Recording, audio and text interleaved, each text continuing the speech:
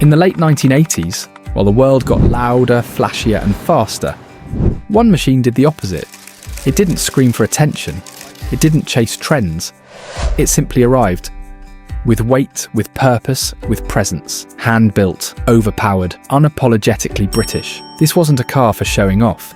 It was a car for people who already had nothing to prove. This is the Bentley Turbo R.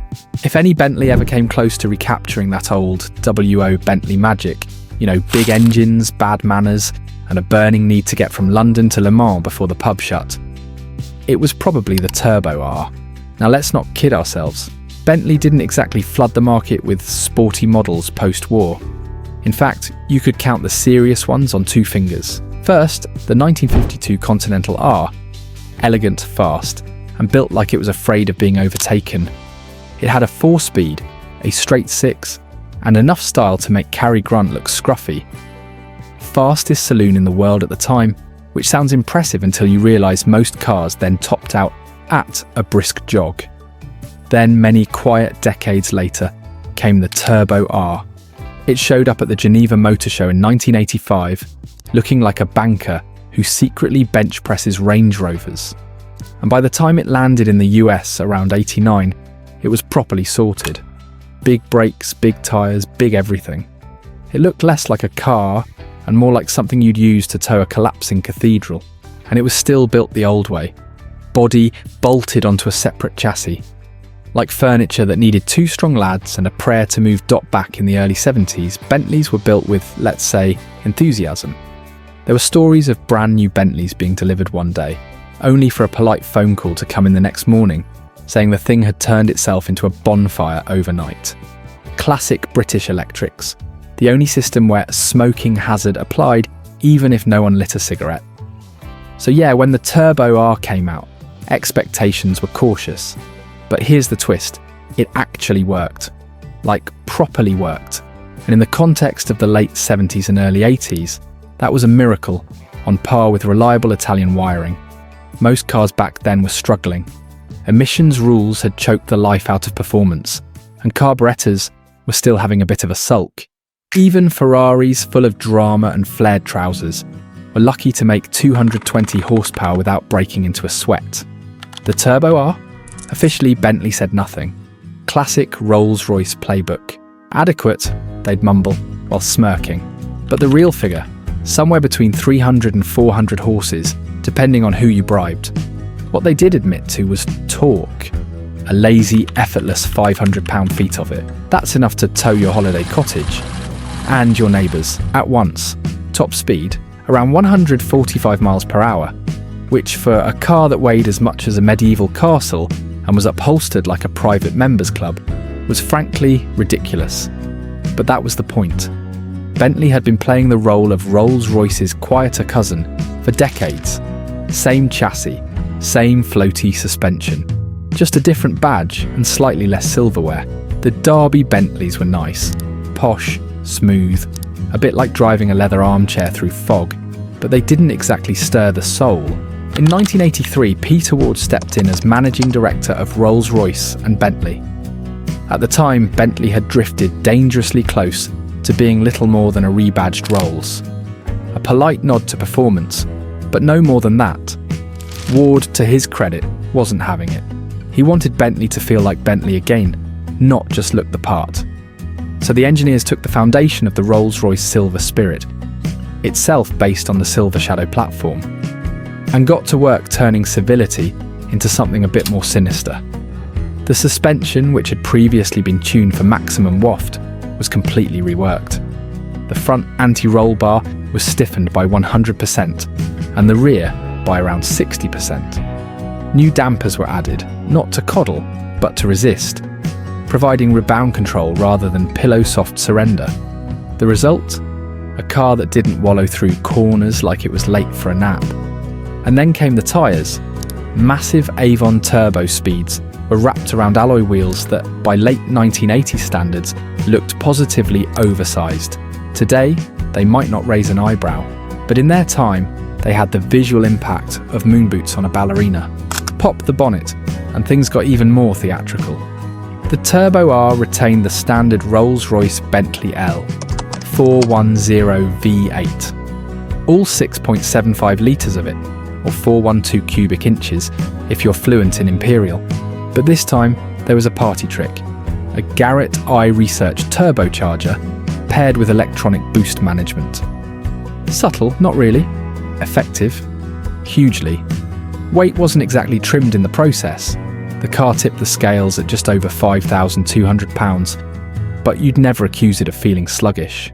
That big engine, nestled in a bay that looked more like the boiler room of a Victorian steamship, delivered torque in great waves. Even the details had heft. The oil filler cap looked like it belonged on a naval vessel. The dipstick, steel, and solid enough to fend off a mugger.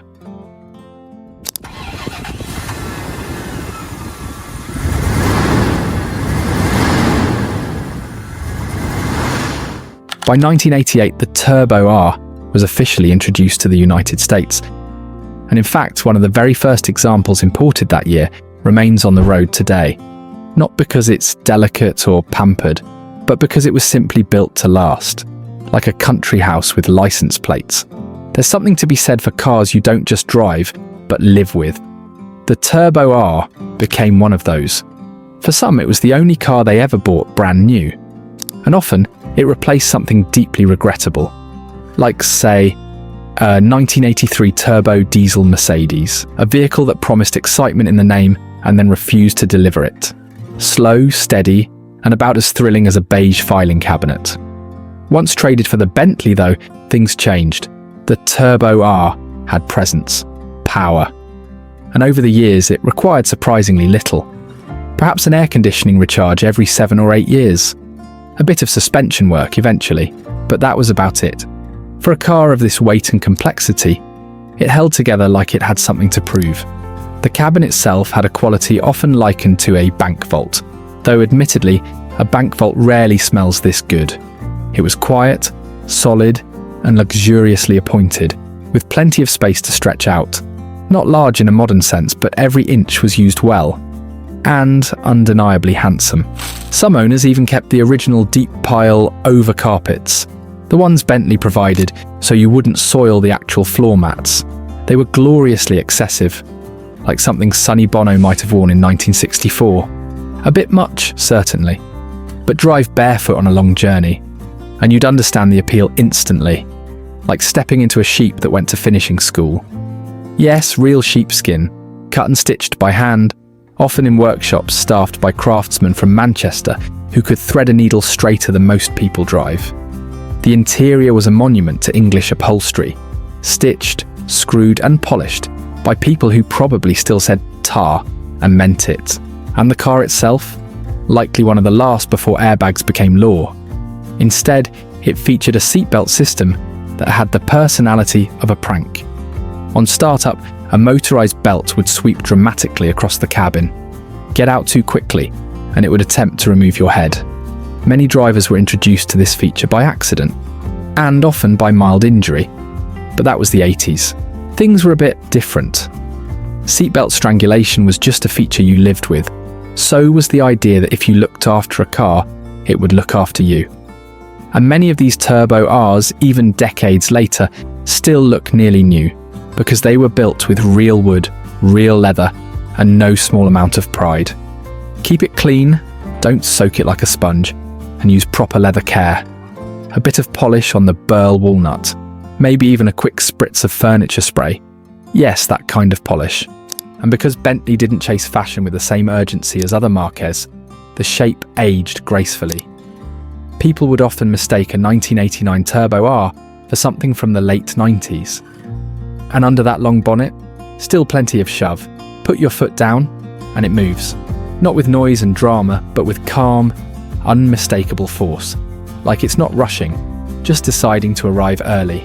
Back in the 1980s, the Bentley Turbo R was the fastest four-door saloon money could buy. Not just fast for a Bentley, fast full stop. It didn't scream about it, of course. That wouldn't be very British. But if you put your foot down, it moved with the urgency of a butler who's just spotted the last scone being taken. Inside, it was refreshingly unbothered by trends. The steering wheel, for example. Wonderfully thin. No airbag, no buttons, No excuses. Just a circle and some leather. Modern wheels look like they're designed by video game developers. And that's always been the difference. Take a Rolls-Royce and give it more power, firmer suspension, and brakes that don't break into a sweat. And you've basically got a Bentley. They've always been the sharper tool in the silverware drawer. As for the options list, well, let's just say the 1980s weren't exactly the tech boom. You got your AM/FM radio, maybe a cassette player if you were feeling fancy. CDs hadn't quite shown up yet. And even when they did, most owners weren't in a rush to replace their Frank Sinatra tapes. The gauges were analog, handsome, and legible. None of this digital nonsense. One year, Rolls-Royce tried to modernise with digital clock displays, and the backlash was swift and very well-mannered. Traditionalism runs deep in this crowd. You got English cloth on the headliner, Connolly hides on the seats, and dashboard wood that was exactly that, wood. Not plastic with aspirations, but actual veneer, cut and polished like a dining room sideboard. Even the owner's manual looked like it had been lifted from the Library of Congress. Thick, leather-bound, and written in a tone that assumed you might also be reading Proust later that afternoon. And Bentley kept some gloriously odd little touches. The fuel gauge, for example, doubled as an oil level indicator. Press a button, and the needle politely informed you of your engine's mood. No screens, no alerts. Just analog elegance. Underneath the transmission was a GM-sourced TH400 3-speed automatic. Already a bit old-fashioned by the late 80s, when the world was heading toward 4- and 5-speed boxes. If you're in the market for one of these, you might be surprised. A well-kept Turbo R, say 20 years old, can be had for the price of a new Honda Civic. Except instead of a Civic, you're now driving a Bentley, a car with hand-stitched leather, real wood, and enough presence to part traffic like a royal motorcade.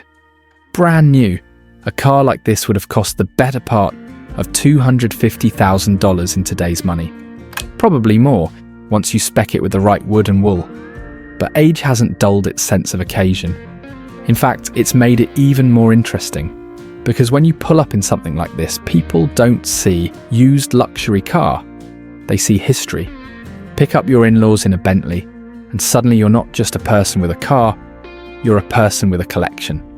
The car that makes people assume you're connected to someone important. Maybe you own a vineyard, or you're on first-name terms with someone in the House of Lords. Even the valet takes notice. They'll move a Porsche to park this one out front. Of course, it helps if you tip accordingly. Bentleys have always had a split personality. There's a city horn, polite, discreet. And then there's the country horn, which sounds like a brass section clearing its throat at full volume. It's a detail from a different time, when Bentleys weren't weekend toys, but continent-crossing grand tourers.